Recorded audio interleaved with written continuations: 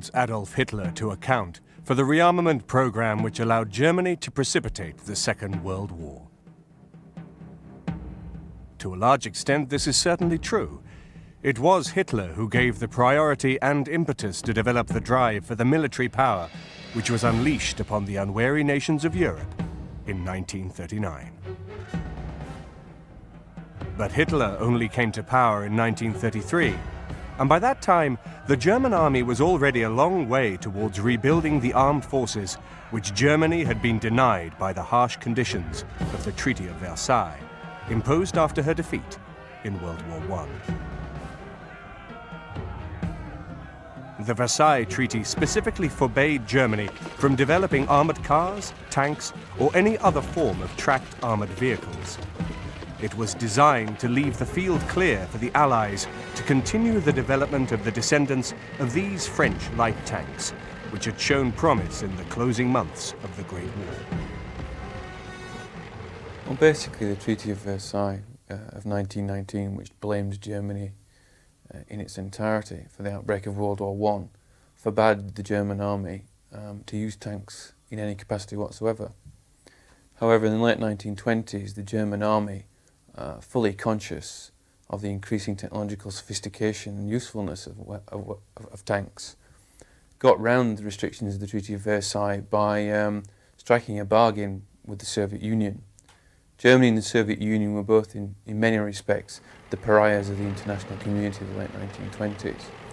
The Soviet Red Army wished to tap into the military expertise of the German army.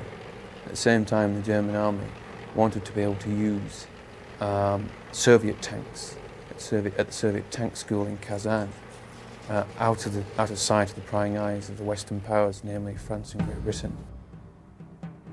The secret German-Soviet experimental station took the first steps in the development of modern battle tanks. These tanks would later equip the Panzer divisions of World War II. Ironically, they would be pitched against the Soviet Union as their greatest foe. Two tanks eventually emerged from this clandestine development program. Firstly, there was the tiny Panzer I, a small, lightly armed and armored machine designed as a training and command vehicle. It was armed with 2 machine guns and had space for a crew of just 2 men. Slightly more impressive was the prototype for what would become the Panzer II. The Panzer II was a light reconnaissance tank. It was only marginally more efficient than the Panzer I, but it did at least have a 20mm gun in its turret. The Panzer I had been designed as the first German tank in the early 1930s, and as such it had actually been designed as a training tank only, and thus it really had never been envisaged as a battle tank. And you can see this from the fact it was only armed with 2 machine guns and had very light armour. So really the Panzer I was not an effective battle tank at all. The Panzer II was in some ways a transitional design and was slightly more battle-worthy than a Panzer I. It had a 20mm cannon and better armour protection. But it really can only be seen as a reconnaissance tank or a light tank and really couldn't match either the firepower or the armour of most Allied tanks. When Hitler came to unfettered power in 1933, these 2 tanks unexpectedly had to be used to equip the new Panzer divisions for frontline service. Thanks to Hitler, the next war would arrive far sooner than the generals could have imagined in their worst nightmares. Adolf Hitler was a driven man. He did not intend to heed the pleas of the High Command, who knew that a modern war would need the next generation of medium and heavy tanks, which were then still in development. They would not be ready in numbers before 1940, and a protracted war without them was unthinkable. But a long war was exactly the opposite of what Adolf Hitler had in mind. In the next war, he was determined that Germany would not be brought to her knees by a long, drawn-out war of attrition. It was unthinkable that the horrors of the trenches should ever be repeated, so future campaigns would need to be swift and decisive.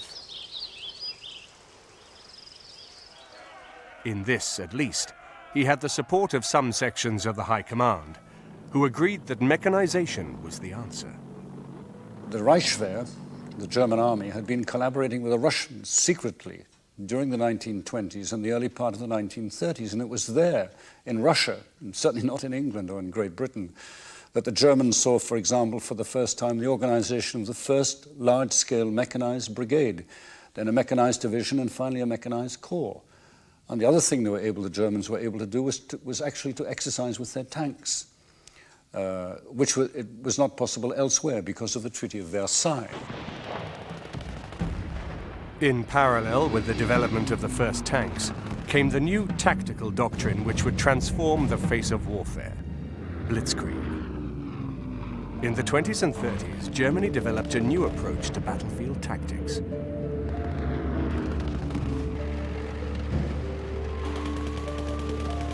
During the Great War, the attacking frontage of the armies during major offensives could be as wide as 60 miles.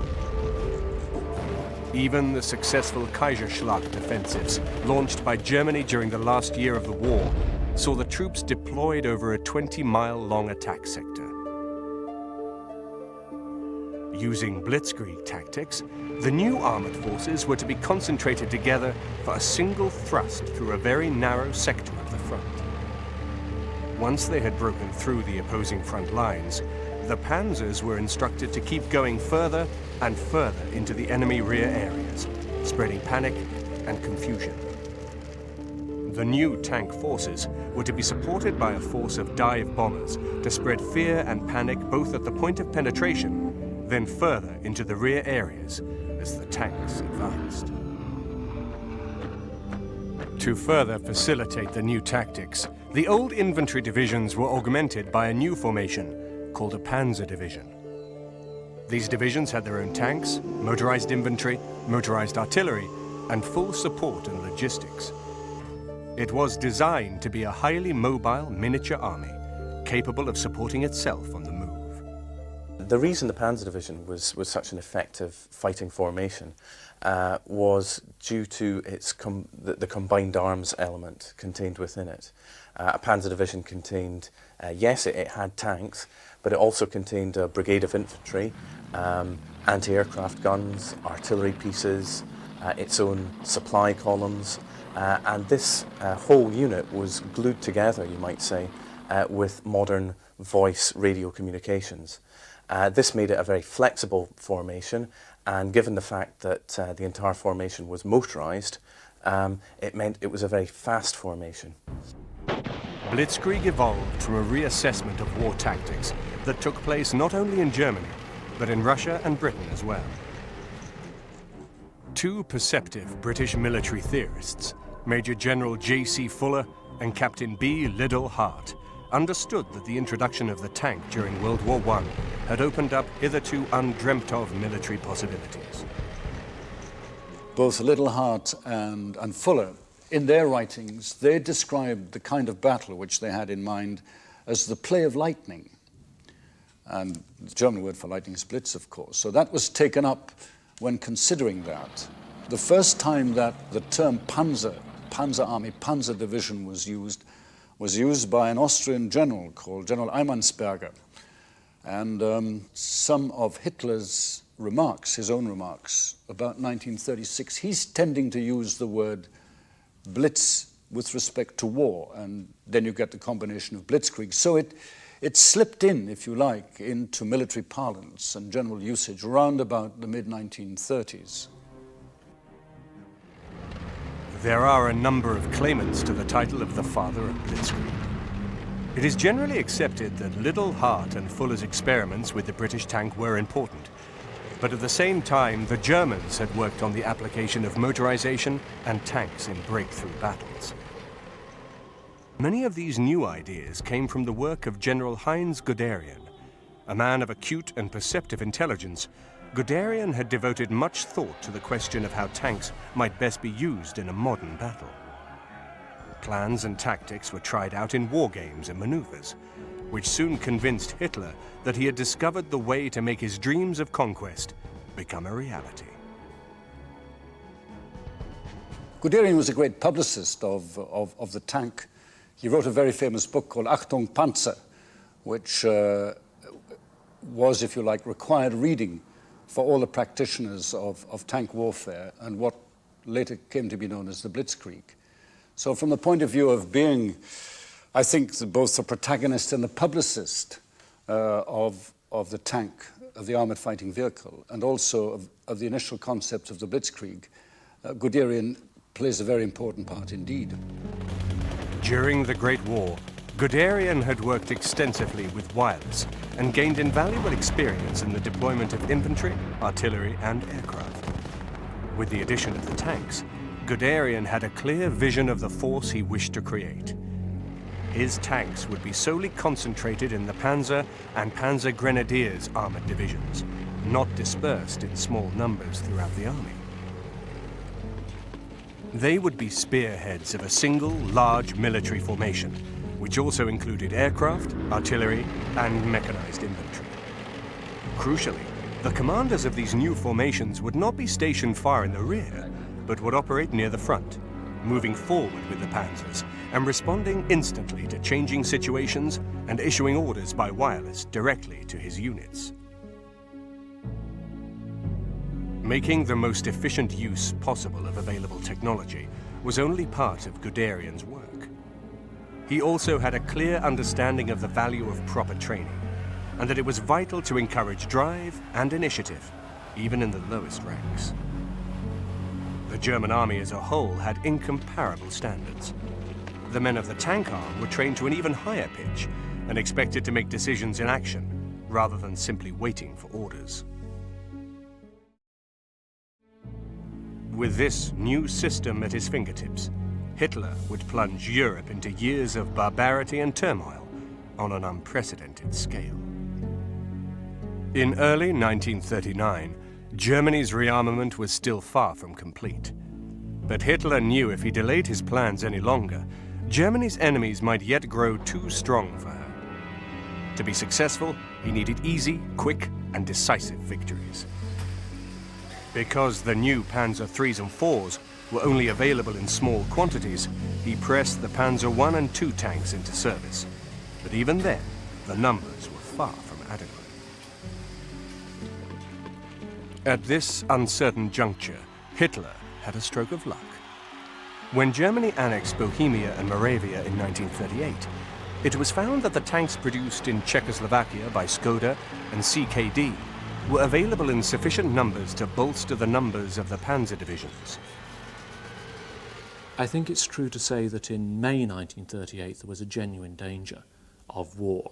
The Czechoslovak armed forces were properly mobilized, and threats which appeared to have been realistic threats were made by the British and the French in particular that seemed to have deterred Adolf Hitler from ordering the commencement of the operation. In September 1938, however, it appears, as one author has remarked, that the British and French, having looked over the precipice and seen the possibility of war, decided, for reasons to do with their unpreparedness, not to make the same threats that they made in May 1938. And this led, of course, to the rather disastrous agreement made at Munich, and indeed precipitated, many historians argue, the outbreak of the Second World War in September 1939. The Czech light tank, the LT-35, was renamed the Panzer 35T and served alongside their Panzer I and II tanks in the light companies, where it outperformed its German counterparts. Of even greater use was the LT-38 light-medium tank, which was now taken into German service and renamed as the Panzer 38T. Better still, almost 220 of the 35T and 60 of the 38T tanks were immediately available. With this windfall addition to his tank forces, Hitler was able to carry out his attack on Poland with greater confidence. The Czech tanks, the Panzer 35 and 38T, were very, very important to the German war effort in 1940. Over a third of the German tanks used in the campaign in France were in fact Czech tanks, which had been seized by the Germans after the annexation of Czechoslovakia in 38 and 39. Panzer 35T, was a fairly old design, but relatively battle-worthy. The Panzer 38T, on the other hand, was an extremely effective light tank in 1940 and gave much more fighting power to the Panzer divisions than either the Panzer Is or IIs. The Germans liked the design so much that, in fact, the Panzer 38T, although it was replaced as a battle tank after 1940 and 41, it remained in production until 1945 and was used as the basis for many German fighting vehicles. Although the Polish campaign was predominantly a conventional war of encirclement, the German battle plan did include some elements of what was to become standard Blitzkrieg doctrine. In the case of Poland, Hitler made no declaration of war. This flagrant disregard for the usual rules of war caught his victims off guard every time he used the same ploy. It gave him the vital advantage of surprise and kept the initiative, which was so vital to the success of Blitzkrieg.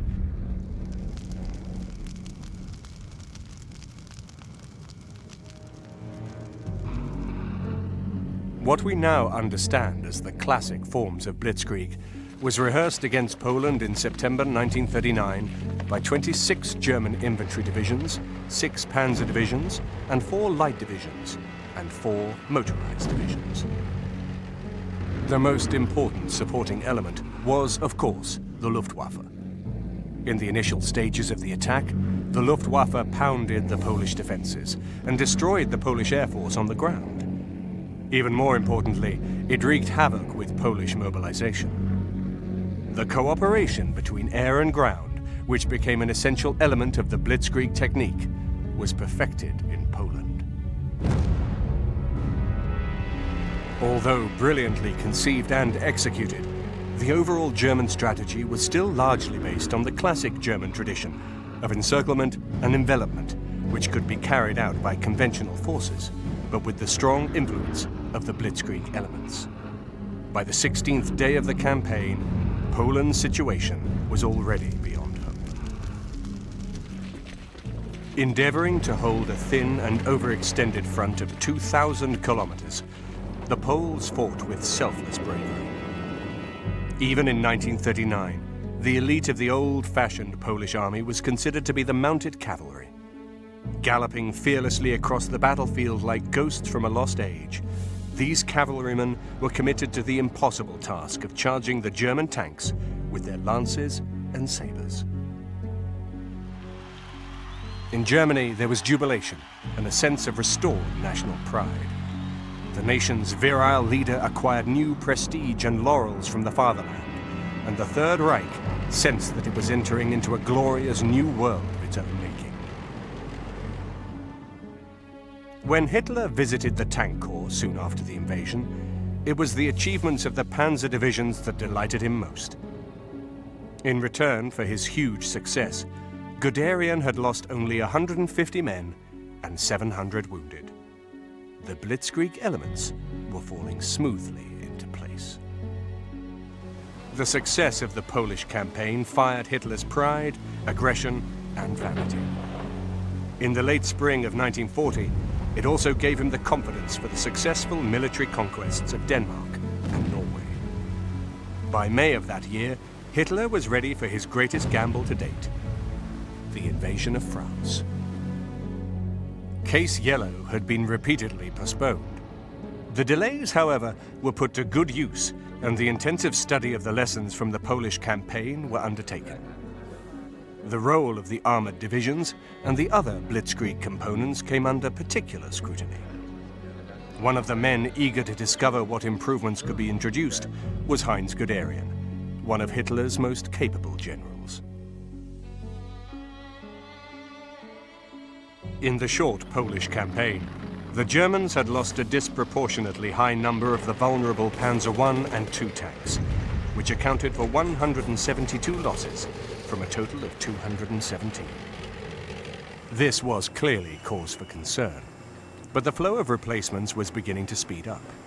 With the German and Czech works at full stretch, Guderian now had a larger, far more modern tank force. Crucially, the new Mark III and IV tanks were available in good numbers, and the first full-scale experiment in Blitzkrieg tactics could begin. It was to lead to the fall of France. Early in the morning of the 10th of May 1940, Fall Gelb was activated. German forces swung down into the Low Countries, and the term Blitzkrieg was burned into the pages of history. Despite the increase in the number of German tanks, the French still enjoyed a great superiority in military material. The French Air Force was bigger than the German Air Force, and had it been properly deployed, it could easily have blunted the German invasion sufficiently for the Germans to run out of fuel. The huge number of tanks and support vehicles in the Panzer divisions consumed enormous quantities of fuel, and the Germans knew that the backup to that first Blitzkrieg thrust would be stretched to its limit. The generals also knew that if they were held at bay for even a couple of weeks, they would run out of both fuel and ammunition. Fuel, and not just fuel, but oils and all the kinds of lubricants which motorised vehicles need, were absolutely essential for armoured divisions and mechanised divisions in the Second World War. Without them, they simply could not go anywhere. One example of this came from the 1940 campaign in France, when French tanks, particularly the Char B, which actually ran on aviation fuel, kept running out of fuel before they could reach the battlefield and had to be constantly refueled. The Germans, on the other hand, using petrol for their engines, were able to actually pull up at French petrol stations and refill their tanks that way. So improvisation could be used to keep an armoured division on the go in certain circumstances, but in other campaigns, such as the desert campaigns or in Russia, fuel could become very short very quickly, and it needed a great deal of logistic planning to enable armoured divisions to continue to advance. Setting aside the supply concerns, the strategy that had eventually been settled upon for the attack was of glittering audacity. A surprise offensive was launched through Holland and Belgium, which it was hoped would draw the British forces northwards away from their French allies, who would hold their defensive positions in the famous Maginot Line. Then, a powerful concentration of German armour would crash through the weakly defended Ardennes region. Without real opposition, this arm of the attack would thrust into France to divide the Allied armies in half. From the outset, the great stratagem worked immaculately, and when Hitler was told, he almost wept for joy. On the 10th day of the campaign, Guderian reached Amiens. The last link between the Allied forces to the north and south was severed, adding still further to the already dire confusion in the chain of command. On the 24th, 4 days later, Hitler issued one of the most controversial orders of the war. For 2 days, he had halted the German tanks outside the town of Dunkirk, where the British army was encircled. This respite prevented a massacre taking place, and the evacuation of the British from Dunkirk was the result. This decision was taken by Hitler mainly because of the fright given to Rommel's 7th Panzer Division on the 21st of May by a British counterattack at Arras. Combined with that fact, or with that rather frightening episode for the Germans, was the fact that Hitler did not want to waste his Panzer divisions in heavy street fighting, which was already beginning to develop around Calais. And thus, in some ways, the decision was rational to allow the Air Force to bomb the BEF into submission. It's also important to remember that Hitler really did not believe that the BEF could be saved by sea. He wasn't a naval man and didn't understand what the Royal Navy could actually do. Because of his love of detail, Hitler demanded daily reports from the front line. From there, it seemed that Hitler had gained the mistaken impression that German tank losses were higher than they actually were. He had, it seems, mistaken the number of broken down vehicles in the report as total losses.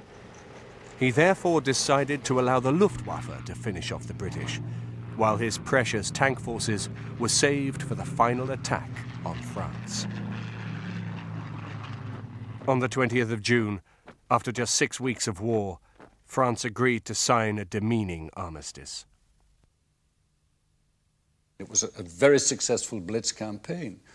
Yes, they broke through in the south. They were able to bring great pressure on the Allied armies. They forced the withdrawal of the British Expeditionary Force to Dunkirk. They encircled the French armies. So from that point of view, it was a success. And it was a success for two reasons. A, it was very carefully planned and brilliantly executed.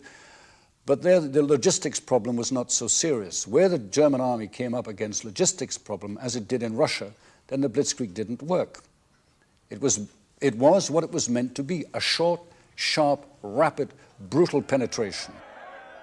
Hitler was overjoyed at this astounding vindication of the methods of Blitzkrieg. Germany rejoiced with him. The nation's honor had been restored, German prosperity assured by the new order in Europe, and the ignominy of Versailles was lost in the past. Under their revered leader, this transformation had been achieved at a cost far below all expectation. Germany had every reason to thank its armed forces, as the posters exhorted them to do. Hitler was pleased, but not content. He wanted much more. A declaration of war against Yugoslavia and Greece simultaneously was the signal that Blitzkrieg was about to be unleashed again. It burst over Yugoslavia on the 6th of April, 1941. The same day, Belgrade was heavily bombed, and the Germans tore through the country. Zagreb, Sarajevo, and Skopje fell in quick succession, and just 12 days later, Yugoslavia was completely occupied. Greece was now the front line.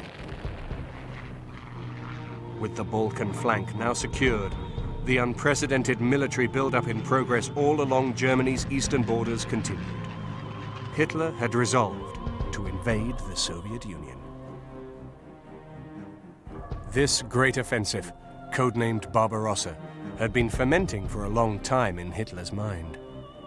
Firmly rooted in National Socialist ideology was the conviction that Germany's destiny lay in the east. But Soviet Russia was just too vast to hope that it would fall in 30 days like Poland. Once more, Hitler needed a quick war. Once more, he needed it soon. His gambler's instinct told him that Germany would never stand so strong as she stood then. And if he delayed, even 1 year, the crowds that cheered so fervently might no longer be willing to follow him into so hazardous an adventure. He gambled that the war would last 3 months. It was the biggest and most mistaken assessment of his ramshackle career. The coming war would last almost 4 years and claim 30 million lives. At 0300 hours on the morning of June the 22nd, 1941, the code word Dortmund crackled down the wires. 3 million men stood in battle readiness. The ground along the Russian borders vibrated to the thunder of massed artillery. High above, hundreds of bombers flew steadily eastwards. The theory of Blitzkrieg was about to be tested on a far grander scale than anything yet undertaken, and in an arena of frighteningly vast proportions. The German forces were disposed in 3 great army groups. The topmost, Army Group North, swung away northwards aiming for Leningrad. The 3rd Army Group, known as Army Group South, moved sharply down towards the Ukraine, with the oil fields of the Caucasus as its ultimate goal. Guderian was with the principal German offensive in Army Group Center. Their objectives were Smolensk, and beyond that the industrial and administrative heart of Soviet Russia, Moscow. As usual, the invasion forces scythed through hopelessly disorganized opposition and moved rapidly onwards. The well-honed Blitzkrieg pattern was being repeated, and the Soviet defenses whirled away like chaff in the wind. The number of prisoners taken seemed too immense to be true, but it was. Almost 3 million Russian soldiers fell into German hands in the opening phases of Barbarossa, and the scale of destruction was terrifying.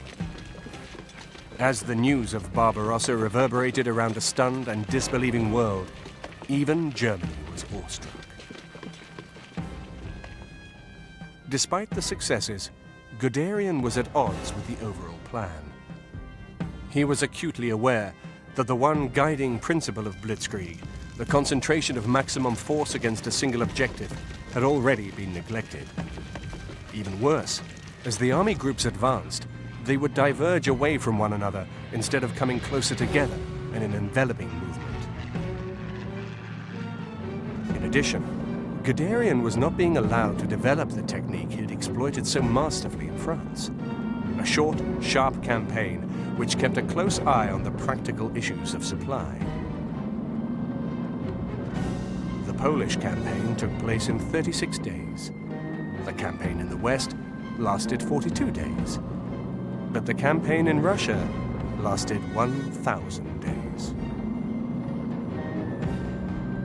In the autumn of 1941, the Blitzkrieg technique was failing. The reasons were the logistical problems which beset the German army as a whole, but were especially severe for the German tank columns. There had always been a fear in the German High Command that the Panzers might run out of fuel, or they might run out of ammunition, or that they might outstrip the ability of the army to keep them supplied and in working order. At that point, Germany would become embroiled in a war of attrition with a bigger adversary. This is exactly what happened in Russia, and with that, the Blitzkrieg floundered. The Soviet Union had relatively few roads. A very small proportion of the roads that existed were paved. This meant that the German army's logistical system, which was heavily dependent upon the roads, was going to face severe problems in sustaining any advance into the interior of the Soviet Union once the weather deteriorated. Incredible numbers of prisoners had been taken, and huge quantities of tanks and guns captured or destroyed. Despite this sustained progress, Guderian was increasingly conscious of grounds for unease in the development of the campaign. The unending immensity of the land depressed many soldiers. Lack of mobility, particularly of tracked vehicles, was a severe drawback. There continued to be a huge haul of prisoners, but the German pincers were closing too slowly, allowing large numbers of Red Army troops to get away, and the Red Army appeared to command endless reserves. Most roads were of dirt, which with the sudden rains turned quickly to mud, halting entire columns. The terrain itself was not particularly difficult for the German army to negotiate when the weather was good.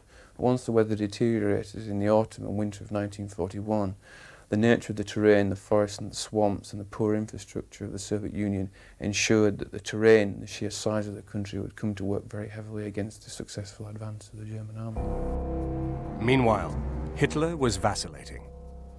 Having failed to annihilate the Red Army, his interest turned towards securing the economic prize of the Ukrainian oil wells. To Guderian's dismay, he was diverted from his plan to drive hard and fast from Moscow and ordered south to the Ukraine. His divisions performed outstandingly, helping to take well over 500,000 prisoners and nearly 1,000 tanks. But the crucial moment had passed. The advance to Moscow was resumed at the end of September, but the delay proved to be fatal. Fuel and supplies were delivered through a system that had become stretched beyond its limit, and the lines of communication were enormously overextended. Shortages of every kind impaired the fighting ability of the frontline forces. The vague fears of the generals who had initially harbored doubts were beginning to take the shape of a massive, impending disaster. The advance had been over areas so vast that it was impossible for comprehensive mopping-up operations to be undertaken. Behind the Germans, there lay the huge expanses of territory in which tens of thousands of Red Army troops roamed uncaptured. The Blitzkrieg was a very limited technique, and it could not be universally or permanently applied. And when the Blitzkrieg, in a sense, ran out of steam, ran out of capability, then I think Hitler and the German command faced very serious problems. Blitzkrieg's lifeblood was rapid movement, and the spearheads were now being reduced to a perilously slow crawl. The autumn rains were heavy. In France, there had been proper roads. Here, the highways were vanishing into impassable tracts of mud, in which men, vehicles and horses floundered more and more helplessly. Breakdowns increased, and repairs became extremely difficult to carry out. Guderian had started Barbarossa with 600 tanks. By the middle of November, he was left with just 50 that were operational. As the temperature continued to fall and the unforgiving Russian winter arrived, soldiers now paid dearly for the arrogance that had refused to admit the possibility of anything other than a quick, decisive campaign. Few men had more than summer clothing, and frostbite took an agonizing toll.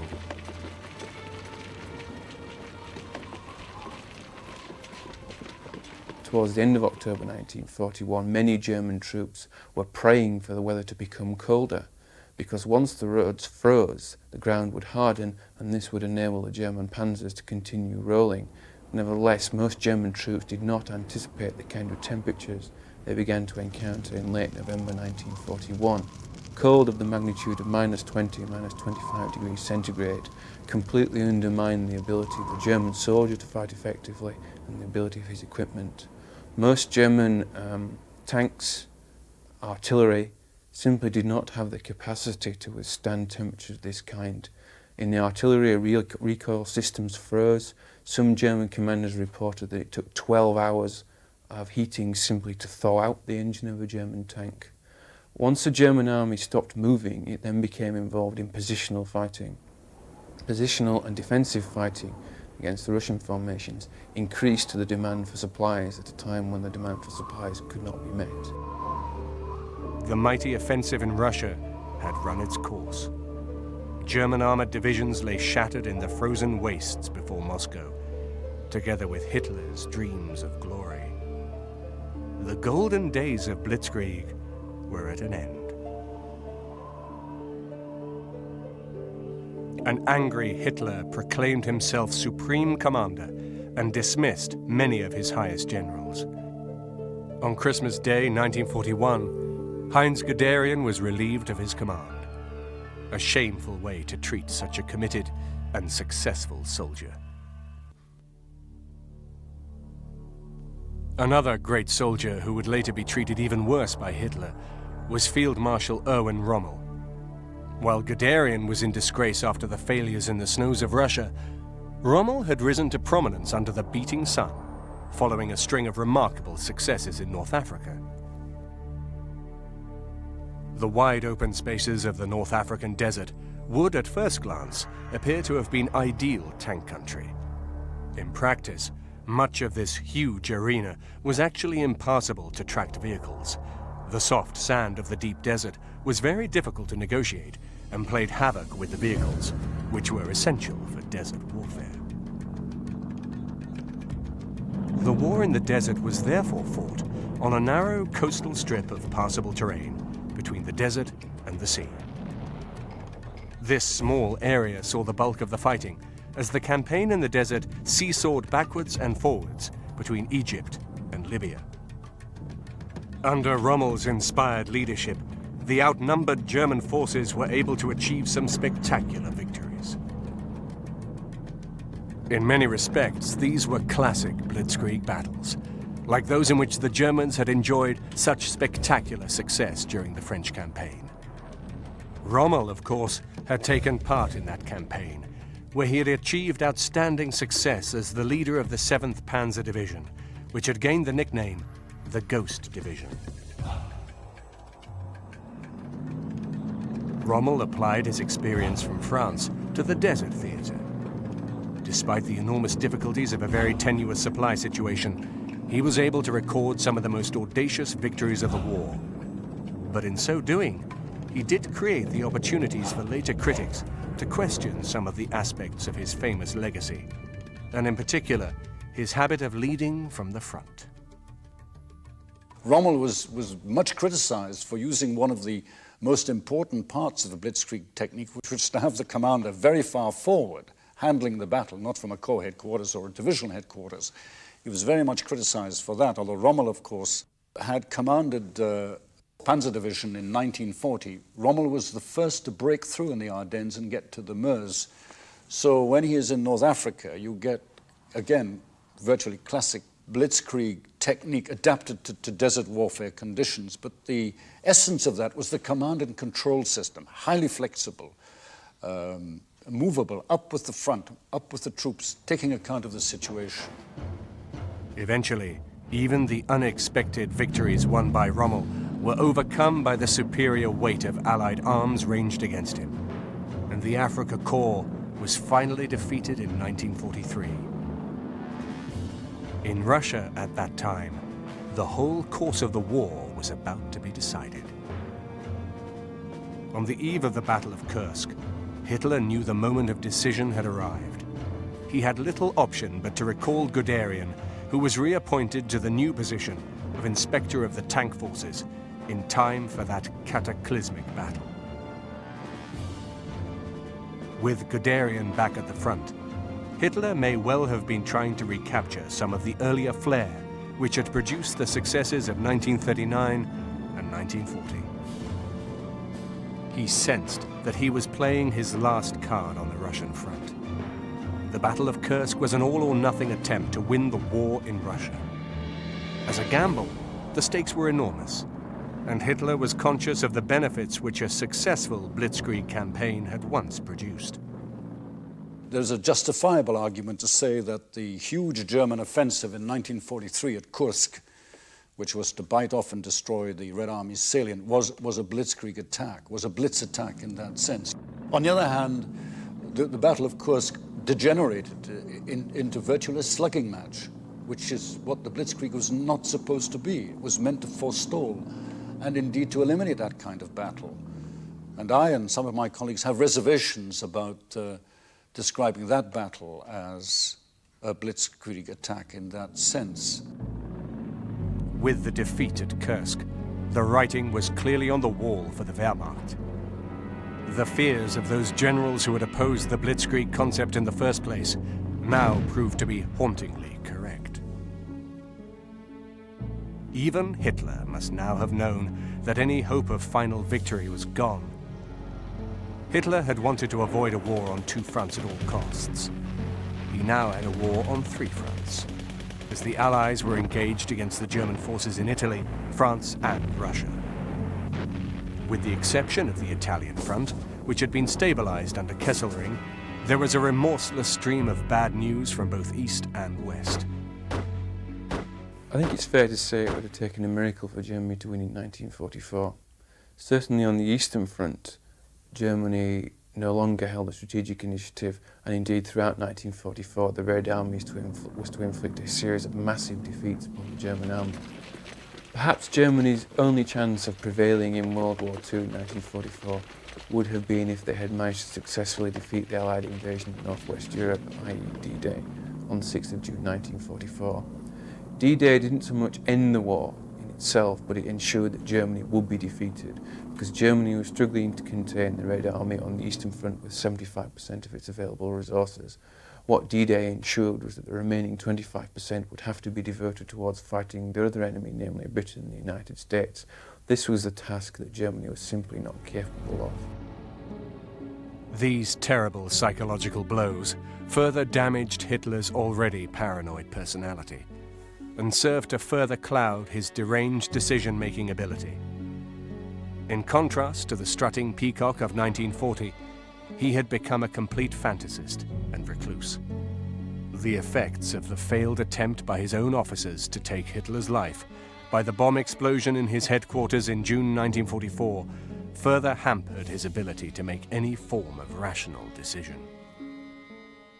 It might be said that the significance of the failed assassination attempt on Hitler is that in some respects it actually increased the war. rather than shortened it, because it brought to power some of the more ideologically fanatical members of the German Reich who ensured that the Allies would have to fight right to the streets of Berlin in order to completely defeat Germany.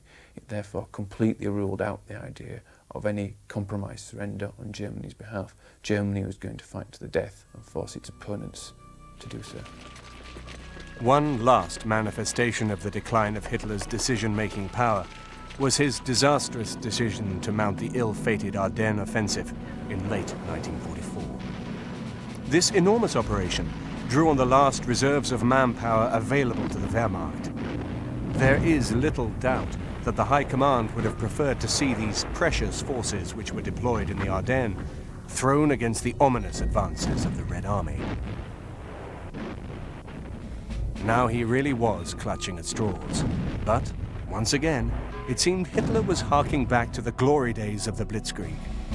Once again, he hoped that a powerful and unexpected thrust through the Ardennes region, which had led to the former victory over France in 1940, would again bring him glory from the jaws of defeat. This time, he was to be disappointed. Desperately short of both fuel and ammunition, the massive German assault was quickly brought to a standstill by the superior Allied ground forces.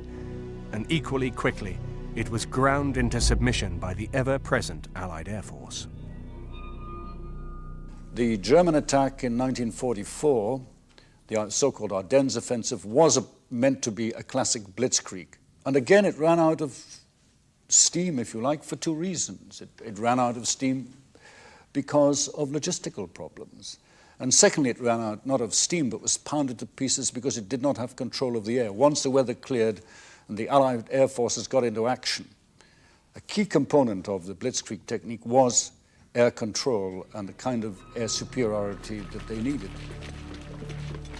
Without control of the air, this last blitzkrieg did not enjoy the remotest possibility of success. Blitzkrieg had been designed as a fast-moving surprise attack. It was not a doctrine which could survive the attritional demands of a long, drawn-out war. Undaunted, Hitler ordered a last offensive in Hungary, but by now the writing was on the wall. There would never again be a successful blitzkrieg attack. Given the depraved regime from which the doctrine sprang, we can all be thankful for that.